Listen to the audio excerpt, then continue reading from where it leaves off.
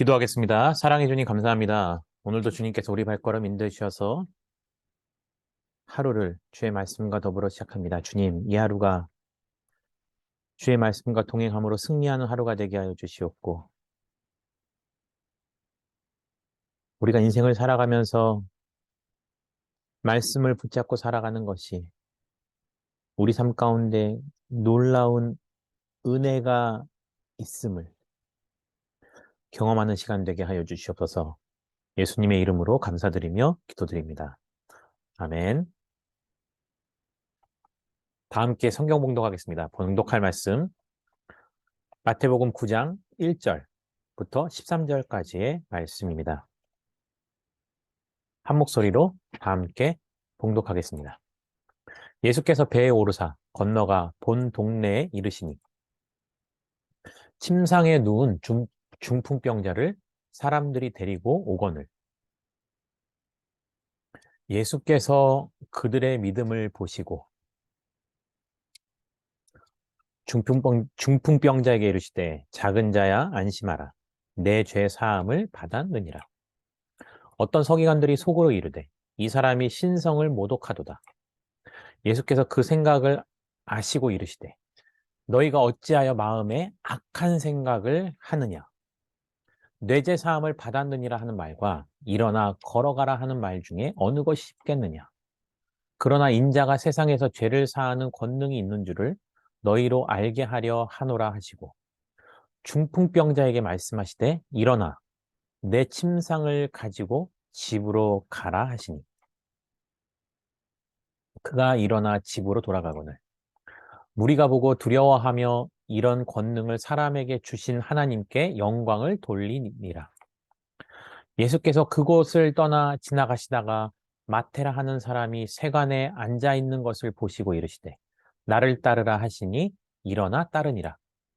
예수께서 마태의 집에 앉아 음식을 잡수실 때 많은 세리와 죄인들이 와서 예수와 그의 제자들과 함께 앉았더니 바리새인들이 보고 그의 제자들에게 이르되 어찌하여 너희 선생은 세리와 죄인들과 함께 잡수시느냐. 예수께서 들으시고 이르시되 건강한 자에게는 의사가 쓸데없고 병든 자에게라야 쓸데 있느니라. 너희는 가서 내가 긍휼을 원하고 제사를 원하지 아니하노라 하신 뜻이 무엇인지 배우라. 나는 의인을 부르러 온 것이 아니요 죄인을 부르러 왔노라 하시니라.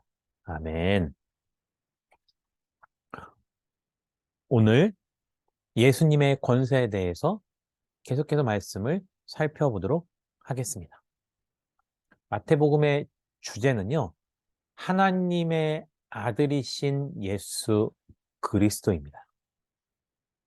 그래서요, 예수님이 하시는 모든 사역을 통해서 예수님은 누구신가라는 질문을 던진다면 그 질문의 대답은요, 하나님의 아들이라는 겁니다. 그것이 예수님의 사역을 통해서 그 십자가의 사건을 통해서 전달되어지지 않는다면 그 모든 예수님의 삶의 여정은 의미가 없는 거죠.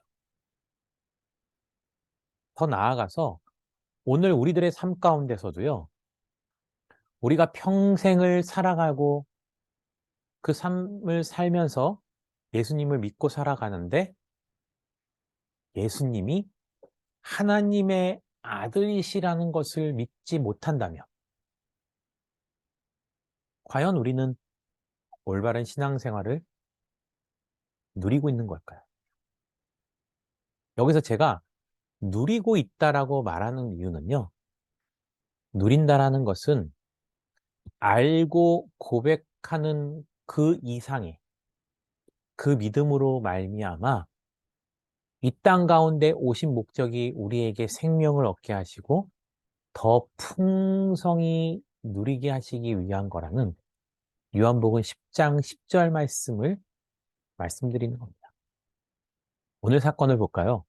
오늘 사건을 통해서 하나님의 아들이신 예수님의 권세는 어떻게 나타나고 있을까요? 중풍병자가 예수님 앞에 찾아옵니다.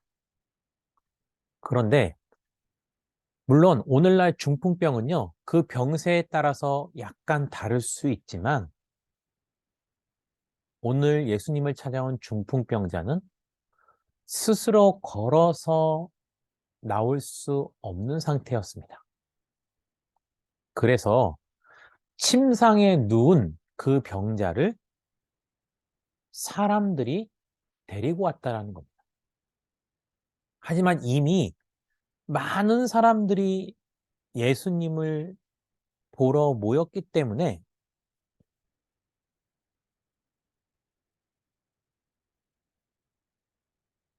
그 사람들은 그 중풍병자를 이끌고 예수님께 나아갈 수 없었습니다. 오늘 본문 말씀에는 기록되어 있지 않지만요. 마가복음 말씀을 통해서 보면 같은 사건을 기록한 데 보면 그들이 예수님께 중풍병자를 데리고 가기 위해서 지붕 위로 올라가 지붕을 뜯어서 내렸다라고 기록하고 있습니다. 예수님께서는요, 그 중풍병자를 데리고 온 그 사람들을 보시고 그들의 믿음을 보시고 그들에게가 아니고요. 중풍병자에게 이렇게 말씀하셨습니다. 작은 자야, 안심하라. 내 죄 사함을 받았느니라. 예수님께서는요, 그 중풍병자를 작은 자로 말씀하셨고요. 그리고 나서 병이 아니고요. 그의 죄를 사해 주셨다라는 것입니다. 왜 병을 고쳐주시지 않고 먼저 죄 사함을 선언하신 걸까요? 이거는 참 독특한 예수님의 사역이라고 할 수 있었습니다. 그리고 분명한 것은 오늘 이 사건을 기록한 걸로 봐서는요, 이 상황에 예수님의 사역을 당시 종교 지도자들이 그 자리에 함께 있었다라는 것을 우리는 너무나도 쉽게 알 수 있는 거죠. 그렇다면 예수님의 이러한 치유 사역에는요, 예수님의 의도가 있었다라는 것은 분명합니다. 마태는요, 바다를 꾸짖어 잠잠케 하신 예수님의 권세, 또 귀신 들린 자를 고치셨던 그 예수님의 권세, 여기에 이어서 당연히 병자도 고칠 수 있는 권세가 있으신 거죠. 그런데 이러한 일들은요, 자연 속에서도 간헐적으로 나타나기도 합니다. 심지어 오늘날은요, 귀신 들린 자도 이러한 역사를 잠시 행하기도 합니다. 하지만 그와 그에 비해서 오직 하나님의 아들만이 하실 수 있는, 아니죠. 하나님의 본체이신 예수 그리스도만이 하실 수 있는 권세가 있었는데 그것은 바로 죄사함의 권세라는 겁니다. 사실 예수님의 수많은 치유 사역은요, 관심이 병에 있던 것이 아니고요. 그들의 영혼을 구원하시기에 오셨다라는 본질적인 목적이 있는 겁니다. 그것을 알려주시기 위해서 병든 자에게 명하시되 병을 고침을 받으라는 것이 아니고 죄사함을 받았다라고 선포하신 겁니다. 이러한 선포는 놀라운 일이었습니다. 아마 병든 자가 나갔기 때문에 예수님이 입을 열었을 때는 모두가 다 병고침을 주실 거라고 생각했을 겁니다. 하지만 예수 그리스도를 통해서 진짜 중요한 죄사함의 권세를 누리고 있는지 말씀을 적용해 볼까요?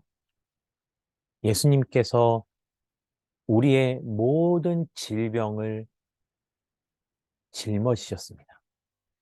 이유는 우리의 영혼을 구원하기 위해서입니다. 우리의 영은 하나님께로부터 왔기 때문입니다. 그런데 육신의 병고침은 받았지만 성령의 인도하심을 따라서 예수 그리스도를 주로 고백하지 못하는 믿음이 우리에게 있을 수 있다라는 겁니다.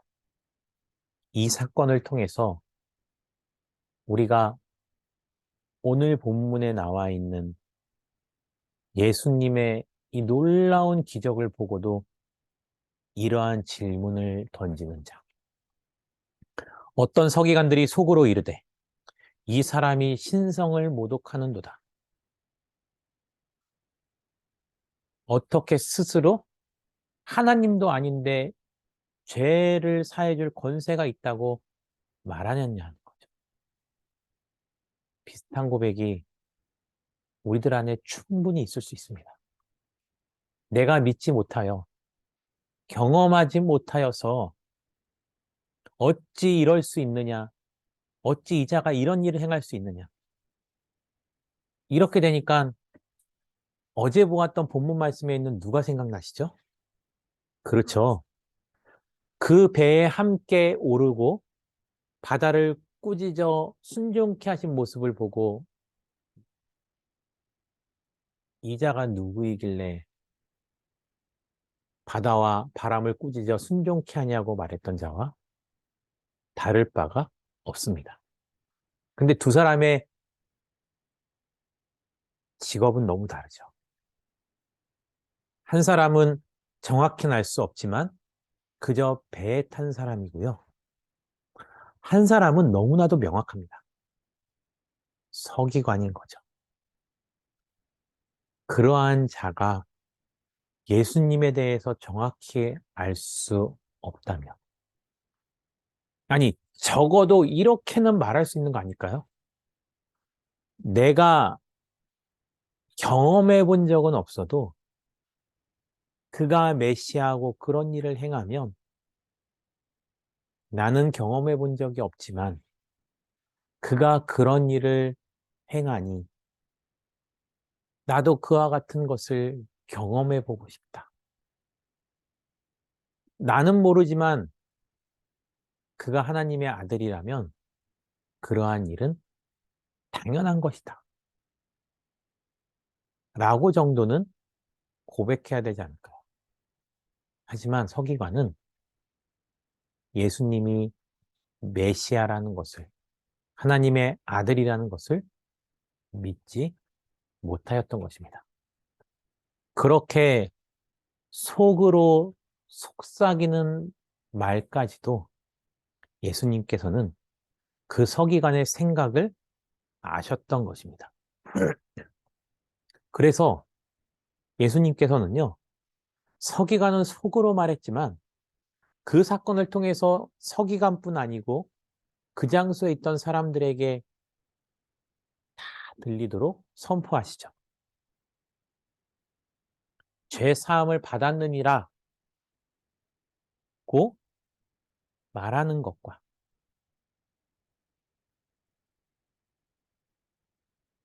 일어나 걸어라 그 병을 고쳐주신 것과 어느 게 더 쉽냐라는 것을 되물으시는 거죠.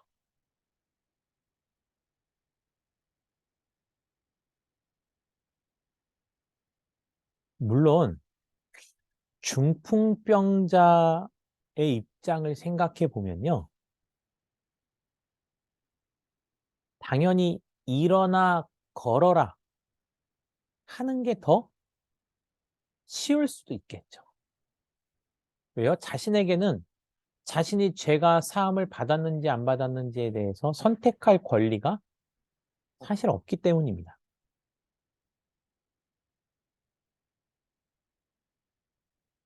그런데 예수님의 그 선포 앞에서 죄사함의 권세를 받았던 중풍병자는 그 얘기를 듣고 일어나 걷게 되는 거죠. 그리고 이 사건의 핵심, 예수님께서 다시 한번 분명히 이렇게 짚고 넘어가십니다. 어느 것이 더 쉽겠느냐라는 질문하시고 나서 인자가 세상에서 죄 사는 권능이 있는 줄 너희에게 알게 한다는 겁니다. 그러시고 중풍병자에게 말씀하시되 일어나 내 침상을 가지고 가라. 죄사함을 먼저 선포하셨고 그리고 나서 그 중풍병자가 가지고 있는 질병을 치유해 주셨어요. 혹시 오늘 우리가 예수님께 나와 함께 기도하는 이유가 여러분들에게는 중풍병자와 같이 자신의 문제를 해결받기 위한 것에 머물러 있는 것은 아닌지. 물론 자신의 문제의 해결함을 받고 나서 그 사건을 통해서 예수 그리스도를 믿게 되는 경우도 분명히 빈번합니다. 하지만 저는요, 그러한 은혜를 얻고 나서도 믿음이 없고 결국 믿음을 저버리고 오히려 불신자보다도 더 멀리 주님을 떠나가는 자들도 너무나게 빈번하게 보았습니다. 중풍병자에게 이렇게 말하죠. 일어나 집으로 돌아가라.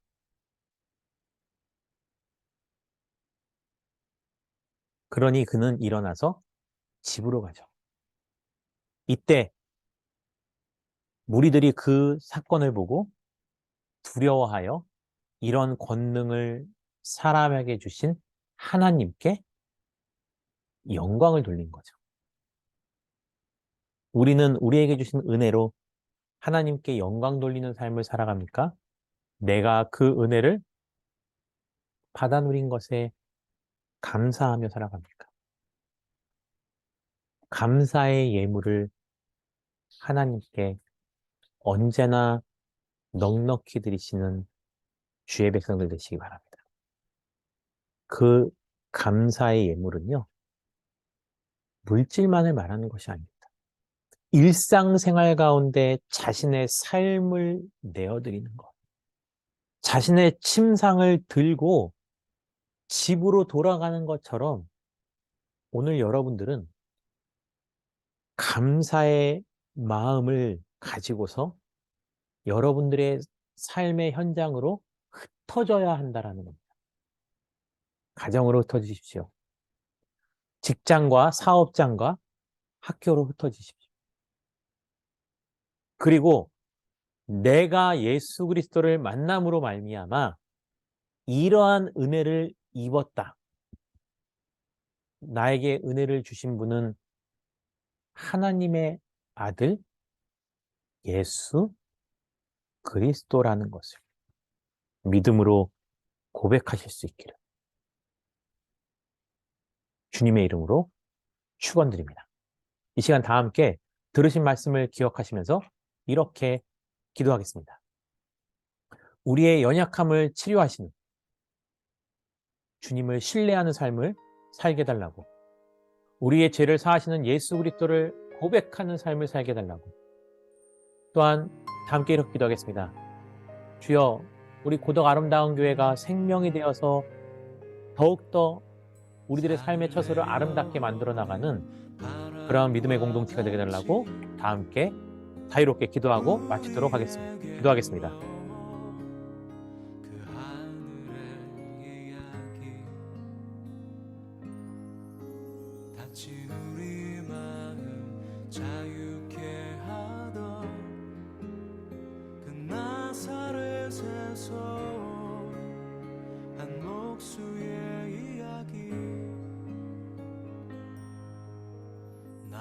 같은 이도 복이 있다던 이전엔 한 번도 듣지 못한 이야기 우리 이마에 맺혀있는 땀들 진저리 쓰다듬던 예수님의 이야기 메마른 땅 위에 내리는 비처럼 흐르는 내 땀방울로 부는 바람처럼 나를 향하신 그분의 마음 널 사랑한다 참 귀하다